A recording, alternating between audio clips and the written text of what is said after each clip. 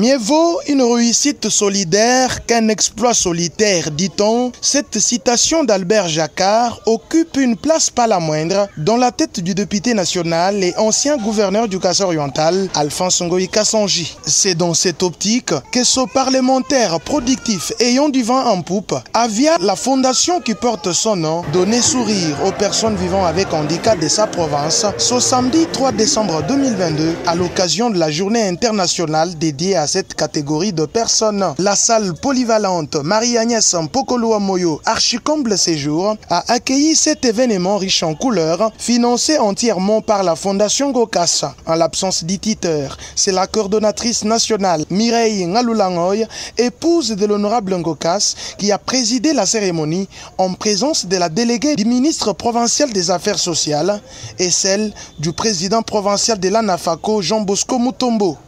Les handicapés de tous les coins de Mbujimayi ont répondu présent. Mais bien avant, Maître Ezekiel Kabamba Kalou a exposé sur la vulgarisation de la loi portant protection et promotion des droits de la personne vivant avec handicap. Juste après, s'en est suivi l'exposition des œuvres réalisées par les handicapés. Dans ce mot, Jean Bosco Mutombo, président provincial de l'ANAFACO, a peint un tableau sombre des conditions de vie de personnes vivant avec handicap. Il a remercié la Fondation Gokas pour le soutien total. Les milieux est-kassaïens, du point de vue culturel, rejettent et déconsidèrent toute personne qui a l'handicap sous prétexte qu'elle porte malheur en famille. C'est ce qui nous amène à un abandon psychologique, sociologique, etc.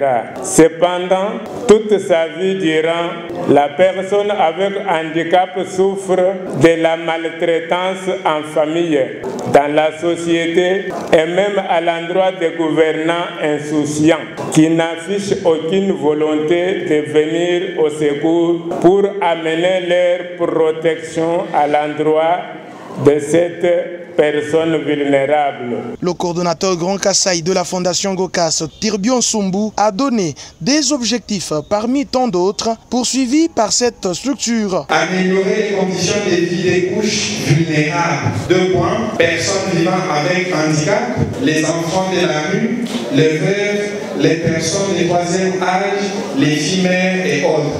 Parmi ma objectif à Fondation Gokas, tout dit tout tata, wa kajan sombelu, wa bave, ba personne vivant avec handicap, ba fille mère, ba taliban, ba 3e âge, donc à partir de 60-65 ans au ban.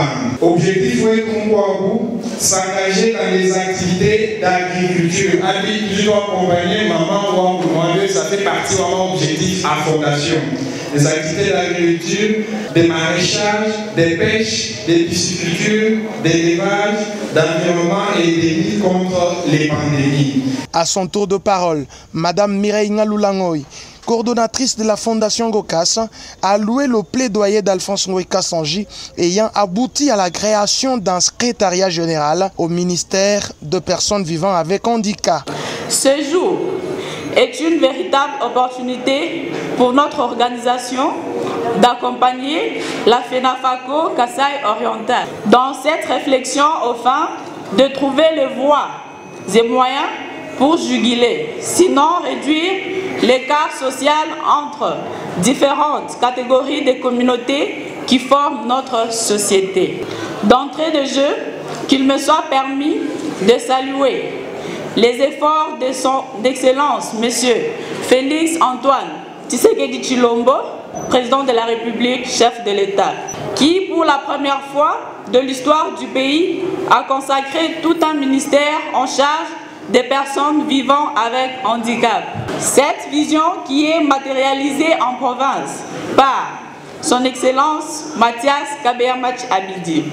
Dans cet ordre d'idées, je voudrais ici souligner également l'engagement de l'honorable Alphonse Ngoï Kasonji, tuteur de notre fondation, qui ne ménage aucun effort dans l'exercice de sa mission parlementaire au profit des couches sociales les plus vulnérables.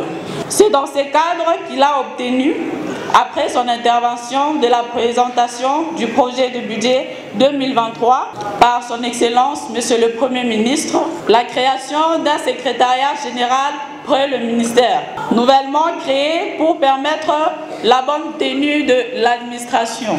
Elle a félicité les handicapés qui mettent à contribution leur faculté mentale malgré la situation physique.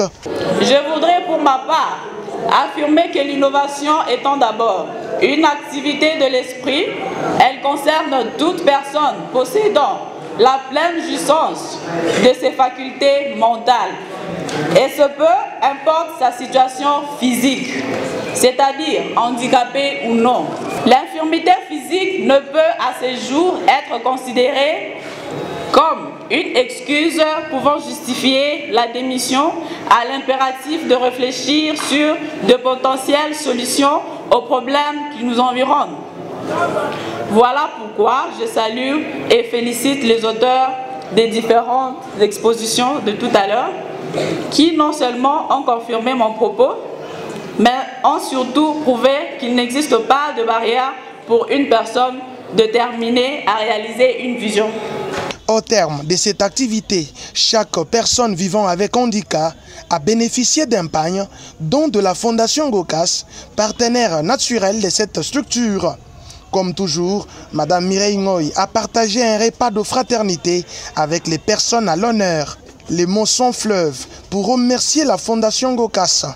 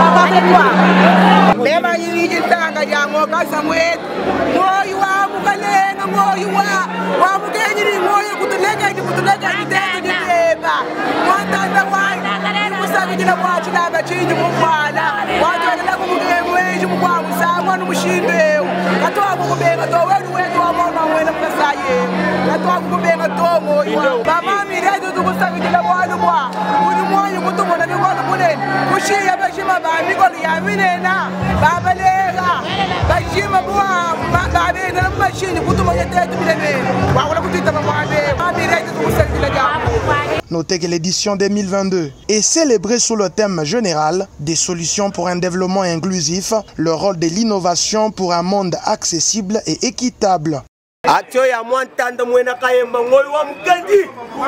Les visionnaires, non. Chef de l'État, c'est un politicien intellectuel. Il dit sacrifier la province orientale. Mon ami, maman Mireille, il faut que